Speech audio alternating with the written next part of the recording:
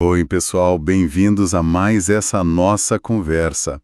Hoje o nosso mergulho é lá em Portugal. Finalzinho do século XVIII, né? Isso, imagina só, um palácio, sabe, tipo conto de fadas, mas talvez nem tanto assim.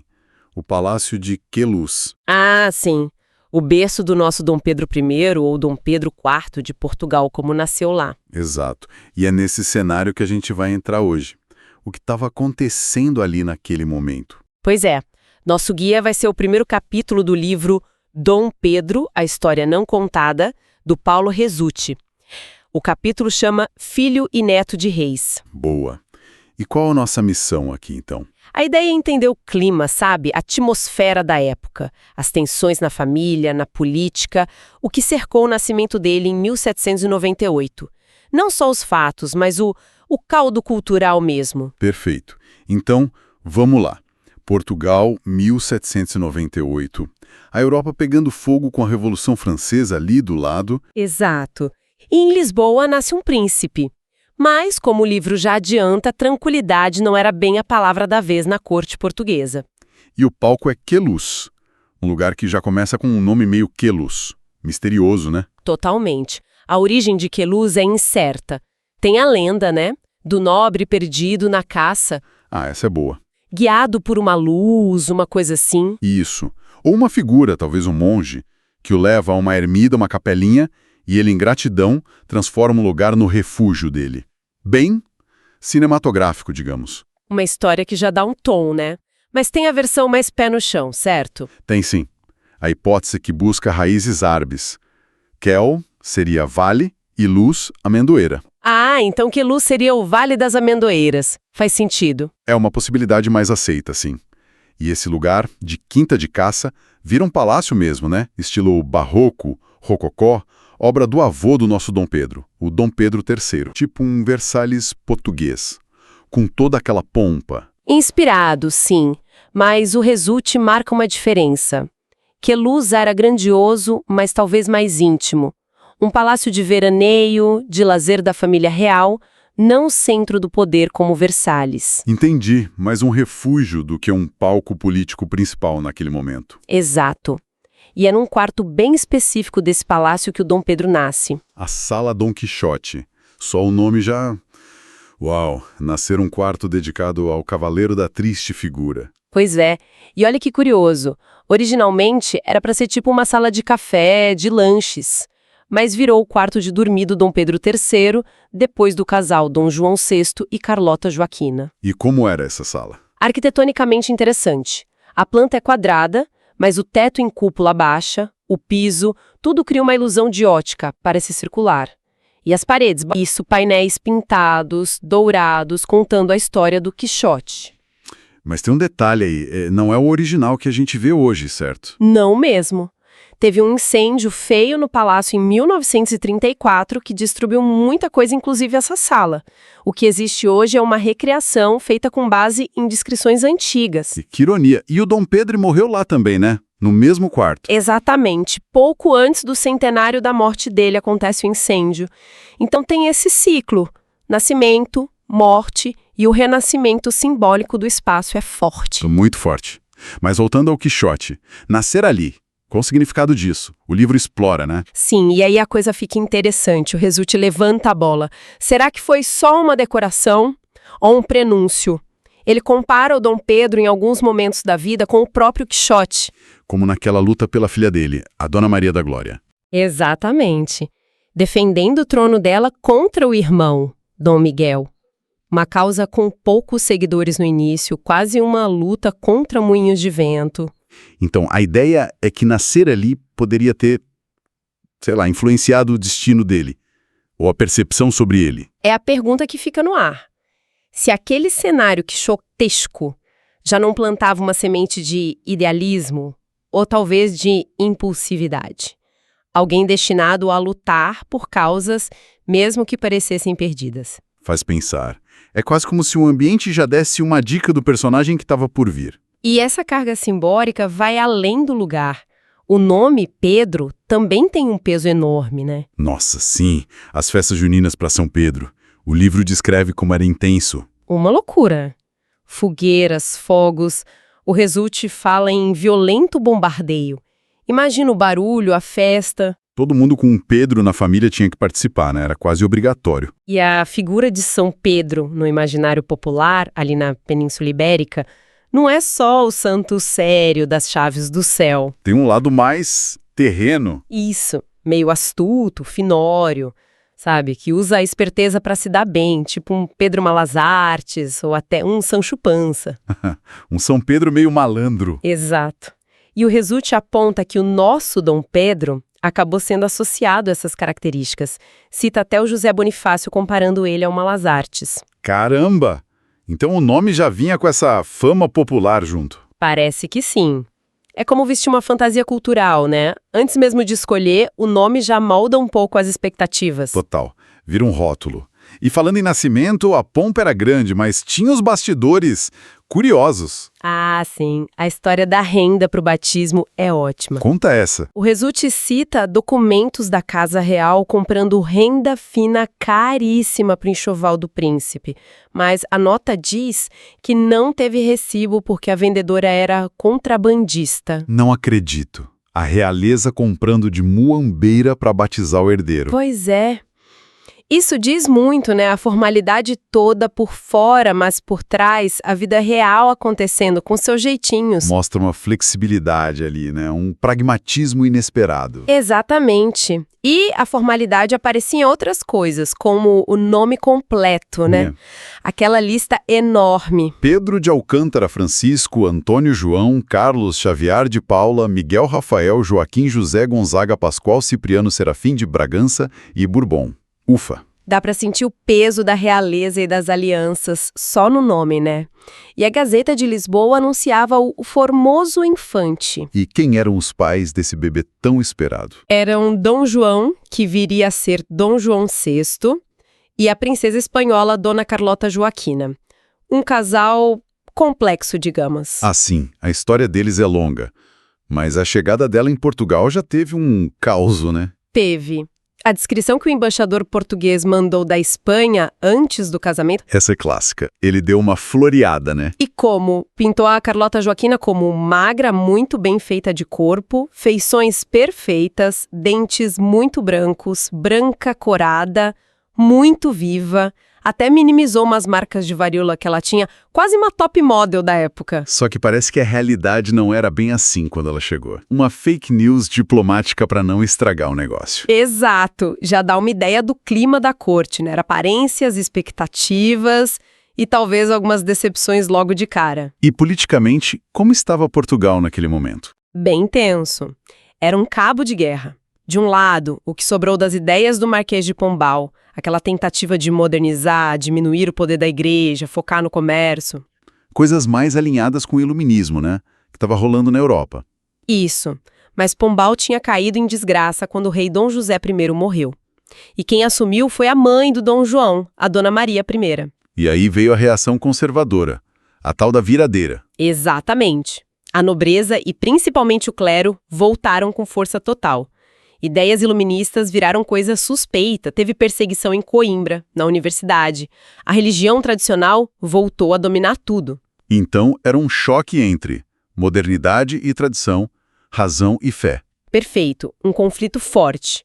E é nesse clima que uma tragédia pessoal na família real vai complicar tudo ainda mais. E afetar diretamente o nosso Dom Pedro. Qual tragédia? A morte do príncipe Dom José, irmão mais velho do Dom João. Ele era o herdeiro do trono. Morreu em 1788, 10 anos antes do Dom Pedro nascer. De varíola. Varíola.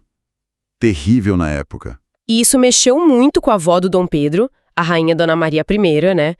Por causa da prevenção. Sim, aqui a história fica bem triste e complexa. Já existia a variolação, sabe? Uma espécie de vacina primitiva. Era arriscado, mas muitos na Europa já faziam, porque o risco da doença era maior. Mas a Dona Maria I não quis. Não. Ela era muito religiosa, achou que isso era ir contra a vontade de Deus, sabe? Tentar evitar o que a providência mandasse. E quando o filho pegou a doença e morreu? A culpa caiu sobre ela com tudo. Ela começou a achar que era responsável por não ter usado os meios que existiam para proteger ele. Nossa, que peso para carregar. E isso teve consequências políticas também, né? Além da dor pessoal. Enormes. O Dom José era visto como mais moderno, talvez, alinhado com as reformas. A morte dele não só jogou a mãe nessa espiral de culpa, como colocou Dom João, o irmão mais novo e mais hesitante, na linha de sucessão.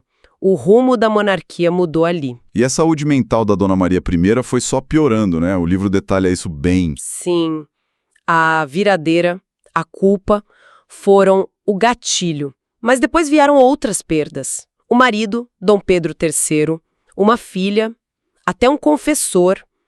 Ela entrou num ciclo de luto e angústia religiosa sem fim. E tinha a questão dos confessores, né? Um tentando aliviar, o outro aterrorizando ela com o inferno. Exatamente. Um dizia que rezava por ela, que Deus perdoava. O outro, um bispo, dizia que o pai dela e Pombal estavam no inferno por causa das políticas contra a igreja e que ela ia ter o mesmo fim.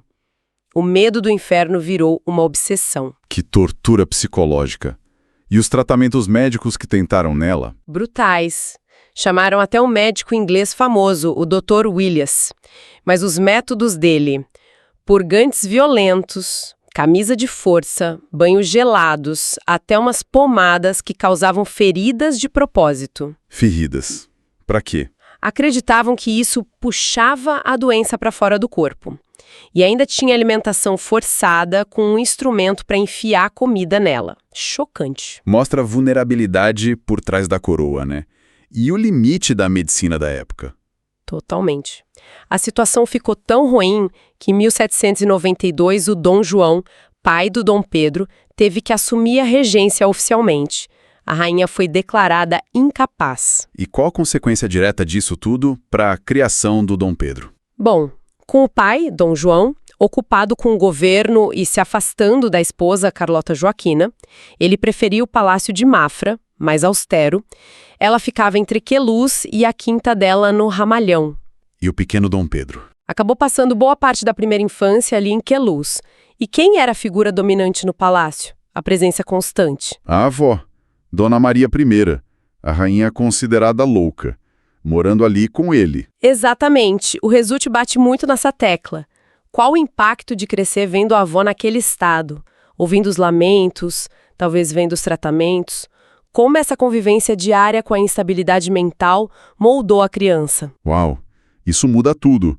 Quer dizer, o cenário que o capítulo 1 monta é: um príncipe nasce com toda a pompa, num palácio lindo, mas cheio de lendas e talvez com uma decoração meio profética. Com um nome cheio de peso popular, meio santo, meio malandro. Nascido de um casamento complicado, com direito a fake news diplomática. Em meio a uma briga ideológica forte, entre modernidade e tradição, razão e fé. É o mais impactante, crescendo sob a sombra direta da tragédia e da doença mental da avó rainha, que era a sua cuidadora principal ali em Queluz. É um caldeirão, né? Luxo e dor.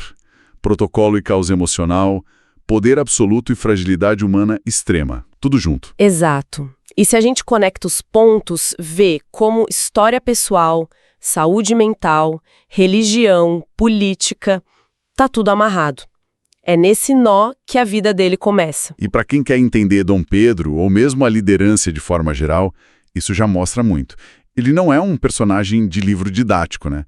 Não surgiu pronto. De jeito nenhum.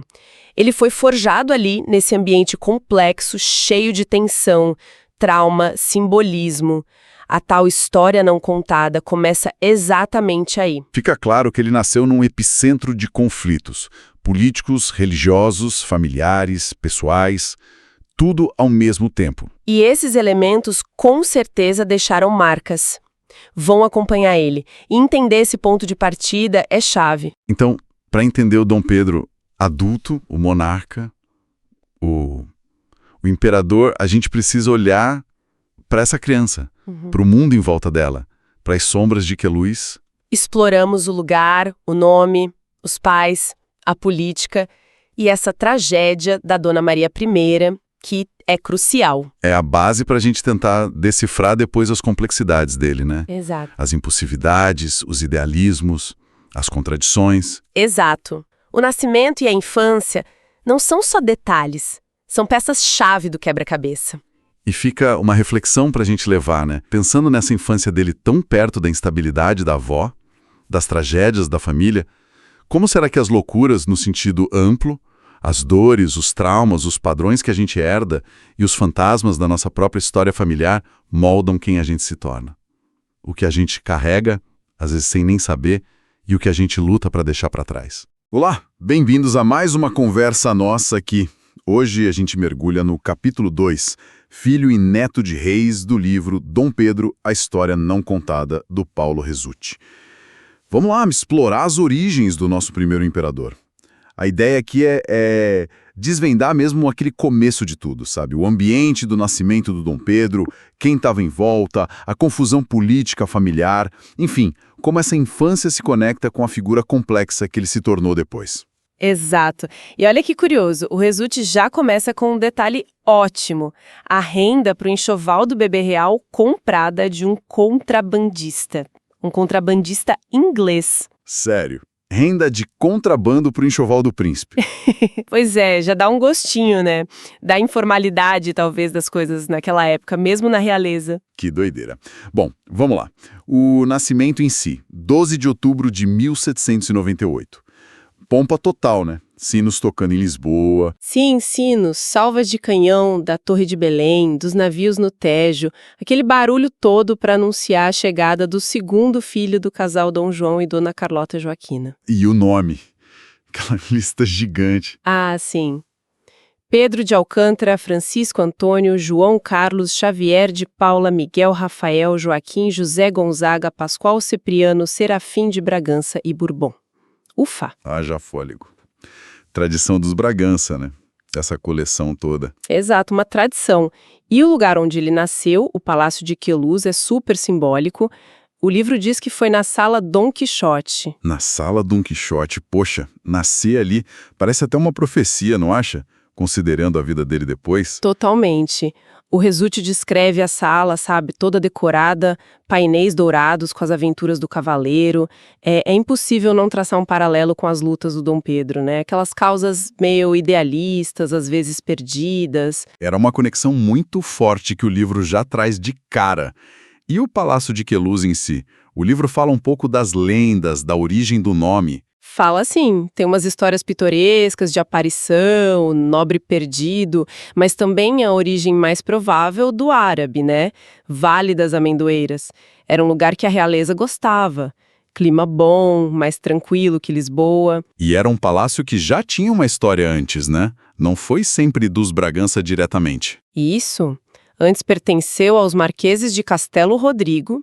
Depois, o Dom Pedro III, que era tio e se casou com a sobrinha, a futura rainha Dona Maria I, foi ele quem mandou reformar tudo, transformou numa espécie de Versalhes português. Um Versalhes mais intimista, talvez? Exato, mais aconchegante. Mas assim, tem a parte triste que o livro conta. O incêndio em 1934. Ah, é verdade. Uma pena. Uma tragédia. Destruiu muita coisa original, inclusive a própria Sala Dom Quixote. O que a gente vê hoje é uma reconstrução, muito bem feita, mas ainda assim. E que ironia, né? O incêndio ser logo depois do centenário da morte dele, que morreu ali mesmo, no mesmo quarto onde nasceu. Um ciclo completo, né? Até para o lugar físico. Impressionante. Muito. Agora, voltando para o nome, Pedro. O livro faz uma ponte super interessante com São Pedro na cultura popular portuguesa. As festas juninas. Sim, aquelas festas super barulhentas que o Resutti descreve. Fogueiras, foguetes, tiro de espingarda. Um bombardeio, como disse um viajante da época. E a imagem de São Pedro que o livro traz. Não é só o santo sério, né? Não, tem o lado do guardião das chaves, do céu, claro, mas também essa coisa mais esperta, sabe? Quase um Pedro Malassartes, aquele personagem folclórico, cheio de artimanhas. E até comparações com o Sancho Panza. E como isso bateria com o nosso Dom Pedro? Aí que tá. O Resutti sugere que ele meio que encarnou essas características. O próprio José Bonifácio, mais tarde, chamaria ele de Malasartes. Olha só. E a luta dele depois, pelo trono da filha, não tem um quê de Dom Quixote também? De idealismo? Ou seja, o livro vai amarrando tudo. Nome, lugar, cultura popular, para construir essa figura complexa desde o berço. Muito interessante essa construção. Agora vamos para os pais, Dom João e Dona Carlota Joaquina. Um casal complicado para dizer o mínimo, né? Ah, com certeza. O livro deixa isso bem claro. Dom João, o príncipe regente na época, o Resutti descreve ele como, assim, indeciso, muito religioso, apaixonado por música. E que preferia ficar mais na dele, lá em Mafra, né? Exatamente. Longe da agitação da corte, já a Dona Carlota Joaquina, a história da descrição dela é impagável. Aquela do embaixador, antes do casamento. Que ela era magra, muito bem feita de corpo, feições perfeitas. Essa mesma. Dentes muito brancos, branca, corada, muito viva, uma pintura. Só que não, né? A realidade era bem diferente, pelo visto. Bem diferente. O livro mostra que o embaixador errou feio, ou então, né, deu aquela embelezada diplomática. Carlota era forte, ambiciosa politicamente, batia de frente com o marido, viviam separados na prática, ele em Mafra, ela em Queluz ou no Ramalhão. Uma dinâmica familiar tensa, então. E o pequeno Dom Pedro no meio disso. Ficava muito em Queluz. E aí acabava tendo muito contato com a avó, a rainha Dona Maria I, que morava lá e, bom, já não estava bem da cabeça. A Rainha Louca. A história dela é muito triste e central para entender aquele ambiente, né? Fundamental. O reinado dela começou revertendo as reformas do Pombal a tal viradeira, ou seja, mais poder para a igreja, para a nobreza, um freio nas ideias iluministas. Teve até perseguição em Coimbra, né? Contra professores. Sim, acusados de jacobinismo, materialismo. Mostra bem o choque de ideias da época. Mas o pior para ela foi a tragédia pessoal. A morte do filho mais velho, Dom José de Varíola. Isso a destruiu. Destruiu. E o Resutti traz aquele ponto doloroso. Já existia a inoculação, uma espécie de vacina primitiva. Outras cortes usavam, mas Dona Maria I, por questões religiosas... Achou que era ir contra Deus, né? Que decisão pesada. Pesadíssima. E a culpa, depois da morte dele, a consumiu. Isso, mas o medo do inferno que os confessores botavam nela, as notícias da Revolução Francesa, foi piorando a condição mental dela, que já era frágil. De os tratamentos que ela recebia.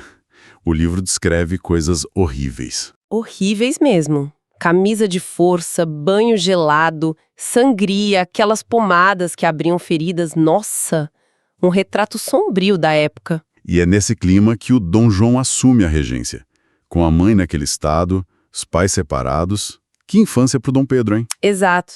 Um ambiente carregado e, para completar, a Europa pegando fogo politicamente. A ascensão de Napoleão. Portugal ficou espremido, né? Totalmente. Entre a aliada histórica Inglaterra e a vizinha Espanha, agora aliada da França. Uma posição impossível. Dom João tentou aquela política de equilíbrio, de neutralidade. Tentou.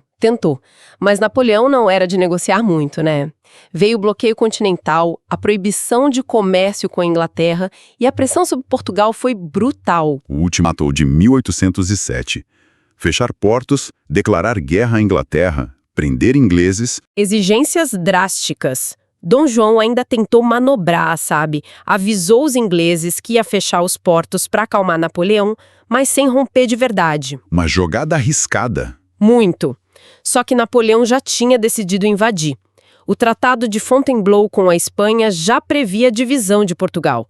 As ameaças ficaram explícitas até no jornal oficial francês. A Casa de Bragança não reinará mais. A pressão era total. E aí não teve jeito. A decisão de transferir a corte para o Brasil. Foi a saída encontrada, discutida às pressas no Conselho de Estado em novembro de 1807, com as tropas do Junot já marchando para Lisboa. Foi uma fuga, sim, mas talvez a única maneira de salvar a coroa. Uma decisão monumental. E a educação do Dom Pedro no meio desse caos todo? Tinha um plano inicial, né? Uma carta de 1803 procurando um bom tutor. Tinha a intenção, a preocupação registrada. Buscar alguém com conhecimentos científicos, prudência. Mas na prática, a educação formal dele foi bem... irregular. Muita instabilidade, né?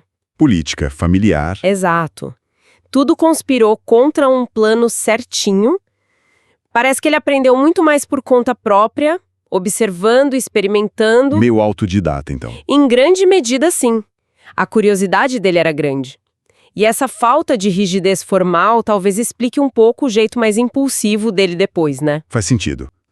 E a viagem para o Brasil, o embarque foi uma loucura, né? Uma loucura. O Resutti descreve o pânico em Lisboa, a correria para os navios e a família real toda junta no mesmo navio, o Príncipe Real. Um risco absurdo. Todos os herdeiros ali. Se acontece alguma coisa, e ainda rola aquela fofoca sobre o Dom João não ser filho do Dom João. O livro menciona, sim, esses rumores que saíram até em jornais ingleses. Dom João teria dito que não tinha relações com a Carlota há tempos. Verdade ou não, mostra mais da tensão entre eles. Mas o foco é a viagem em si, o risco. E o Dom Pedro com 9 anos, como ele lidou com essa travessia maluca? Ele parece ter curtido a aventura, de um jeito meio peculiar. O livro fala que ele andava pelo navio, conversava com os oficiais, queria saber das manobras, da navegação. Super curioso com as coisas práticas do mar. Isso, mas ao mesmo tempo, tem a imagem dele lendo Virgílio em latim. É mesmo. Sentado no pé do mastro, lendo Eneida. Que contraste. Não é? O menino aventureiro e o menino estudioso, ali, no meio do Atlântico, fugindo de Napoleão. Já mostrava essa dualidade, essa complexidade que eu acompanharia a vida toda. Então, fechando esse capítulo 2, o que a gente tem? Um nascimento cheio de símbolos, quase profético. Uma família real, assim, bem complicada, marcada por conflito, loucura, tragédia. Um cenário político explosivo forçando uma mudança radical. A vinda para o Brasil. Exato. E no meio disso, um príncipe crescendo meio solto, sem educação formal rígida, mas super curioso, absorvendo tudo à sua volta, já mostrando um lado aventureiro e outro mais introspectivo. Perfeito. O Resutti arma o palco nesse capítulo, mostra as bases complexas de onde Dom Pedro veio, instabilidade, crise, falta de modelo, mas também uma resiliência, uma curiosidade que nasceu ali, talvez por causa de tudo isso. Esses elementos vão ecoar na trajetória dele, com certeza. A loucura dela tão ligada à culpa religiosa por não ter usado a ciência para salvar o filho, como será que isso bateu nele? Na visão dele sobre fé, destino, poder? Ótima pergunta. Provavelmente moldou muito a forma como ele viu o mundo e a si mesmo, né? Essa relação tensa entre o divino, o humano, a ciência. Algo pra gente pensar. Fica a reflexão. Bom, por hoje é isso. Na próxima a gente vê a chegada dessa turma toda ao Brasil. Outro mundo, outros desafios. Até lá. Olá. Hoje a gente vai fundo na vida de uma figura, assim, central, mas cheia de polêmicas, né? Na história do Brasil, de Portugal, Dom Pedro I. E o nosso guia vai ser o livro Dom Pedro, a história não contada do Paulo Resutti, olhando mais do capítulo 3 em diante. A ideia é tentar ver além da estátua, sabe? Buscar o homem ali por trás. Exatamente. A base para nossa conversa é esse trabalho do Resutti, que ele usa muita pesquisa, documento para trazer uma visão diferente, menos batida. E tem aquele detalhe curioso, o autor participou da exumação dos restos do Dom Pedro, né? Sim, e ele comenta que foi quase como ter conhecido ele pessoalmente. Dá uma dimensão interessante para a biografia. Quase íntima, né? Então, a nossa missão aqui é, desembrulhar essa figura tão complexa. Vamos passar pela infância meio tumultuada lá em Portugal, a vinda para o Brasil, a independência, o primeiro reinado, o exílio, a luta final em Portugal, tentando entender as contradições dele, que não são poucas. Preparados? Com certeza. E o fascinante que o livro do Resutti explora muito bem é como todo o contexto maior, as guerras napoleônicas na Europa, o iluminismo batendo de frente com o absolutismo e, claro, aquelas relações familiares complicadíssimas dos Bragança. Nossa, nem me fale. Tudo isso influenciou demais não só o Pedro Pessoa, mas, os rumos do Brasil. Vamos tentar amarrar essas pontas? Perfeito. Então, começando pela infância e juventude em Portugal, como o Resutti coloca lá nos capítulos 3 e 4. Ele nasceu em Queluz, na Sala Dom Quixote, famosa, mas um ambiente familiar... longe de ser tranquilo.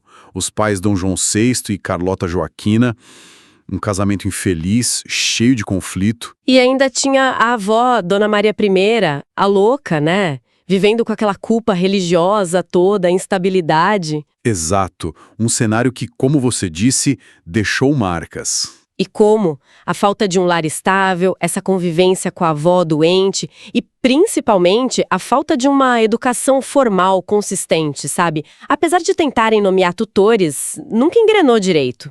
O Resulti sugere que essa instabilidade toda, essa falta de projeto educacional, pode ter alimentado a impulsividade, pragmatismo dele mais tarde. Ele aprendeu mais na prática, né? Muito mais na vivência da corte, na rua, do que nos livros.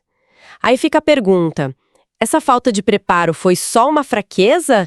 Ou, quem sabe, a raiz daquela capacidade dele de agir rápido, às vezes de um jeito meio fora da caixa? Já dava para sentir um pouco dessa personalidade, né?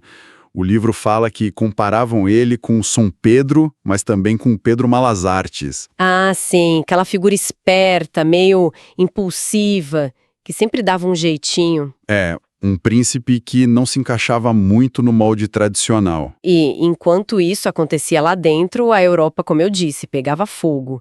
Revolução Francesa, as monarquias apavoradas com a guilhotina. O terror. E Portugal ali, espremido entre a França e a Espanha de um lado e a Inglaterra, a velha aliada, do outro. A decisão do Dom João de levar a corte para o Brasil em 1807 foi uma jogada, nossa, genial, uma fuga disfarçada.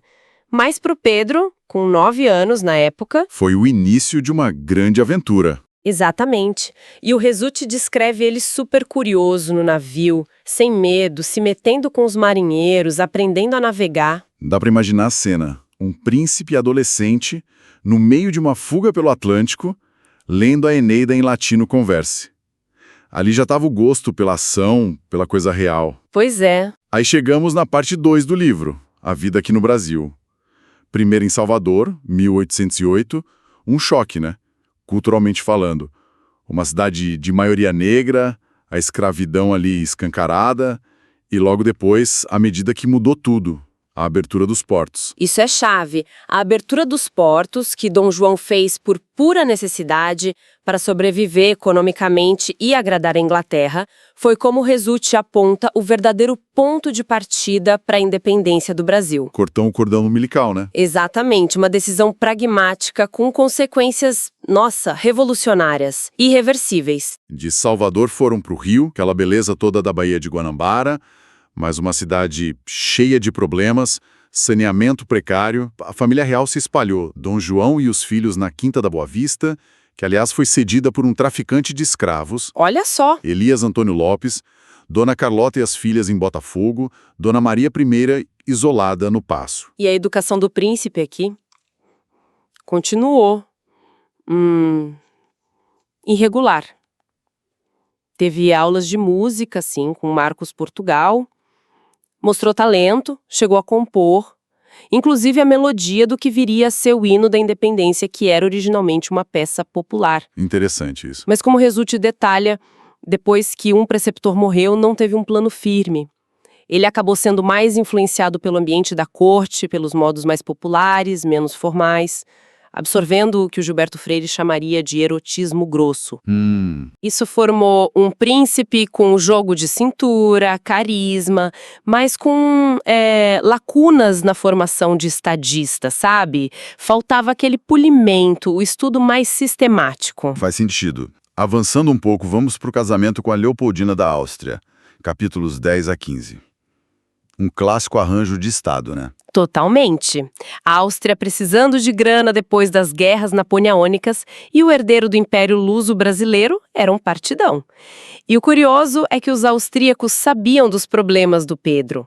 A educação falha, até a epilepsia, que era algo conhecido na família Bragança. Não escondiam isso, então? Não. A chegada da Leopoldina em 1817 foi um evento. E as cartas dela, que o Resulti cita, são ótimas. No começo, ela descreve ele como lindo, bom, mas também infantil. Infantil? É. E o mais incrível é que ela parece que assumiu para si a missão de meio que completar a educação dele. Ela era culta, interessada em ciência e tentou trazer isso para ele. Começa ali uma dinâmica muito complexa, um casamento arranjado que desenvolve uma intimidade estranha, com ela tentando educar o príncipe. E parece que funcionou um pouco, né? Estudaram música juntos. O próprio Pedro tinha consciência das limitações. O Resulte conta que ele chegou a dizer para outros príncipes que ele e o irmão Miguel seriam os últimos ignorantes da família. Sim, ele tinha essa autocrítica. Mas as relações familiares continuavam sendo um campo minado. Ele morria de medo da mãe, Carlota Joaquina, que batia nele mesmo adulto, e preferia o irmão Dom Miguel. Que coisa.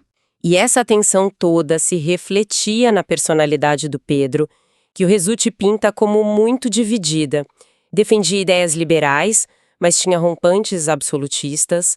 Era marido e pai, às vezes dedicado, mas também um amante público inveterado.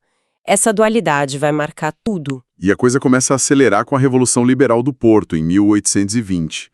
Aquilo exigiu a volta de Dom João VI para Portugal para jurar uma Constituição. Ele voltou em 1821, deixando Pedro aqui como regente. Momento crucial. E o Resulte destaca que ficou ainda mais tenso porque, pouco antes do rei ir embora, morreu o segundo filho do Pedro e da Leopoldina, o Dom João Carlos. O Pedro culpou as condições de uma viagem, impostas por conflitos com tropas portuguesas, pela morte do bebê. Isso aumentou a raiva dele contra as cortes lá de Lisboa. Entendi. A regência começou tensa, então. Muito. Teve repressão, o tal açougue dos Bragança. Mas o Pedro também tomou umas medidas liberais, jurou as bases da Constituição Portuguesa. Foi aí que o José Bonifácio entrou em cena, virou o braço direito dele e teve o famoso Dia do Fico, em janeiro de 22. A frase que todo mundo conhece. Pois é, diga ao povo que fico. Mas essa frase foi uma construção posterior, mais romantizada. A resposta real foi mais pé no chão, segundo os documentos que o Resulte mostra. Ele também usava imprensa, né? Com pseudônimos engraçados, tipo Piolho Viajante, Derrete Chumbo a Cacete. Sim, para defender as ideias dele e atacar os portugueses. E foi numa viagem para acalmar os ânimos em São Paulo que ele conheceu a Domitila de Castro, a futura Marquesa de Santos. Ah, o começo de outra história. Exatamente. E é em São Paulo, lá nas margens do Ipiranga, em 7 de setembro de 1822, que tudo acontece. Chegam as notícias de Portugal, as cortes queriam anular os atos dele, chamar ele de volta, prender o Bonifácio. A pressão final? Total. Impulsionado por cartas firmes da Leopoldina e do Bonifácio, ele toma a decisão ali no calor do momento, o grito. E aqui o Resulte levanta uma hipótese interessante. Será que não houve uma comunicação secreta antes com o pai, Dom João VI? Será que a independência não foi em parte um negócio de família para salvar o poder dos Braganças aqui na América, já que as cortes estavam irredutíveis? É uma interpretação que o Resulte explora, mostrando a complexidade por trás do ato heróico. Faz pensar. De qualquer forma, a volta para o Rio foi rápida. Veio a aclamação como imperador, novos símbolos, as guerras para consolidar a independência em alguns lugares. Ele até fechou a maçonaria para proteger os irmãos Andrada. Figuras-chave naquele momento, né? Martim Francisco, principalmente nas finanças. E aí entramos no primeiro reinado, capítulos 25 a 48 do livro.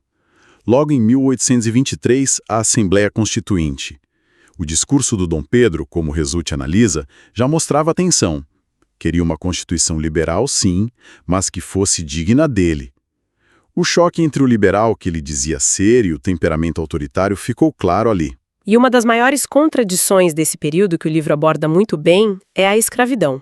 O Pedro tinha ideias abolicionistas, chegou a rascunhar discursos, publicar artigos defendendo o fim gradual do tráfico, a imigração, ideias muito avançadas para a época e para o lugar. Surpreendente mesmo. Só que ele bateu de frente com a elite agrária, né? Totalmente dependente do trabalho escravo. A vontade reformista dele foi, neutralizada politicamente. Mostra os limites do poder dele, mesmo sendo imperador, contra os interesses econômicos. Nesse meio tempo, os Andradas caem, e o livro sugere que a influência da Domitila, que crescia, pode ter tido a ver com isso. A Leopoldina agia mais nos bastidores, com a imigração. Em 1825, Portugal finalmente reconhece a independência. Mas custou caro para o Brasil, né? Empréstimos, indenizações. Exato. E a Domitila ganhando cada vez mais espaço. Virou Marquesa de Santos. O ano de 1826 foi um divisor de águas. Dom João VI morre em Portugal e o Resulti menciona as suspeitas de veneno que sempre existiram. Dom Pedro herda a coroa portuguesa, faz uma constituição liberal para Portugal, um ato impressionante, e abdica logo em seguida para a filha mais velha, Maria da Glória. Com aquela condição do casamento com o tio Miguel, que deu errado depois. Exato. E no Brasil ele reconhece a filha com a Domitila, dá o título de Duquesa de Goiás, um escândalo na época. E no fim desse mesmo ano, a tragédia. A morte da Leopoldina. Aquela história da queda da escada depois de uma briga. A autópsia recente que o Resulti cita desmente não tinha fratura, mas o clima na corte era horrível, a Domitila estava muito presente. O sofrimento da Leopoldina era claro. A morte dela causou uma comoção gigantesca e abalou muito a imagem do Dom Pedro. Imagino. A morte dela e o escândalo com a Marquesa dificultaram demais achar uma nova esposa na Europa. Ele acabou rompendo com a Domitila, pelo menos publicamente, e conseguiu casar com Amélia de Lautenberg em 1829. A chegada dela parece ter dado uma acalmada nele, ficou mais contido, dedicado à nova família. Mas já era tarde para a popularidade. Parece que sim. A crise política só piorava. Oposição liberal forte, problemas de dinheiro, o tratado com a Inglaterra para acabar com o tráfico negreiro, que era super impopular aqui, a usurpação do trono português pelo Dom Miguel. A situação ficou insustentável. Até explodir. Exato. O estopim foram os conflitos de rua no Rio, as garrafadas, e a decisão do Pedro de demitir um ministério liberal e nomear um conservador, o Ministério dos Marqueses. Foi a gota d'água. A pressão popular e militar foi enorme. Na madrugada de 7 de abril de 1831, ele abdicou para o filho Pedro, de 5 anos, e foi embora para a Europa. Fim do primeiro reinado. Enfim, turbulento para um reinado que começou com tanta energia. Energia e contradição. Grandes feitos, mas crises constantes, o choque do autoritarismo com o liberalismo e a sombra do escândalo pessoal. E aí começa a última fase, que é surpreendente também. Exílio, guerra e morte, na parte 3 do livro. Chegando na Europa, agora como Duque de Bragança, ele abraça uma nova causa, lutar para restaurar o trono da filha Maria da Glória em Portugal, que o irmão Miguel tinha tomado. É quase uma reinvenção dele. Ele organiza uma expedição militar, com poucos recursos. O Resulti descreve o cerco do Porto, que foi duríssimo, quase um ano. E o Pedro, que foi imperador, estava lá, na linha de frente, cavando trincheira, se expondo ao perigo. Mostrando uma bravura que talvez nem todos esperassem. Exatamente. Uma figura quase quixotesca, lutando por uma causa liberal contra o irmão absolutista. Uma luta ferrenha. E ele conseguiu, né? A guerra foi vencida, Lisboa tomada em 1833, ele virou regente em nome da filha. Mas a saúde? Pois é, a vitória custou caro. A tuberculose, provavelmente piorada pelas dificuldades da guerra, avançou muito rápido. Ele renunciou à regência para a filha em 1834 e se retirou para Queluz. Morreu em setembro daquele ano, com só 35 anos, no mesmo quarto onde nasceu. Que ironia do destino. Total. E essa luta em Portugal, como o Resulti sugere, foi quase uma redenção para ele. Ali, ele pôde viver na prática os ideais liberais que defendia, mas pagou com a vida. E, finalmente, o legado, que o Resulti trata na parte 4ª. Deixou muitos filhos, legítimos e ilegítimos reconhecidos, e uma coisa que chama atenção nas cartas que o livro cita é a preocupação dele com a educação dos filhos. Sem dúvida. Talvez refletindo a falta que ele sentiu da própria educação, né? Pode ser. E o legado mais forte talvez seja o contraste com o filho, Dom Pedro II. Se o Pedro I, como o Resulti pinta, foi o homem do impulso, da paixão, da ação que garantiu a independência, a unidade, mas também do autoritarismo, do escândalo, o Pedro II foi a antítese, né? O controle, a estabilidade, a imagem do monarca ponderado. Resulti define ele como um homem de começos. Alguém com coragem para começar grandes coisas, mas talvez sem a paciência ou habilidade para levar adiante de forma estável. Corajoso sim, disposto a sacrifícios, mas cheio de falhas, de contradições. A própria negligência com o túmulo dele aqui no Brasil por tanto tempo, antes da restauração que o Resulti acompanhou, reflete um pouco essa dificuldade nossa de lidar com essa figura tão complexa. Absolutismo e liberalismo, dever público e paixões privadas. Olhar para a trajetória dele com essas nuances que o Resulti traz força a gente a pensar sobre liderança, construção de país e as próprias contradições humanas. Foi uma viagem e tanto por essa vida, hein? Cheia de reviravoltas. Espero que essa nossa conversa, partindo do trabalho do Paulo Resulti, tenha ajudado a ver o Dom Pedro I além dos clichês, sabe? Seja o herói perfeito ou o vilão completo. Uma figura de carne e osso, com muita luz e muita sombra. Exato. E entender essas histórias não contadas, as motivações, as falhas por trás dos grandes nomes, humaniza a história. Ajuda a gente a entender melhor os processos que formaram o Brasil e Portugal. Para quem busca ir além do básico e entender essas camadas todas por trás dos eventos históricos, quem sabe essa conversa tenha sido um bom ponto de partida para explorar a complexidade do Dom Pedro I. E fica a reflexão, né? Como a história poderia ter sido diferente se ele tivesse tido outra formação, outra família. Ou, trazendo para os dias de hoje, o que a capacidade que ele teve de gerar tanta lealdade e tanto ódio, quase na mesma medida, ensina sobre os paradoxos da liderança, do carisma. Com essa provocação, a gente encerra por aqui hoje. Até a próxima.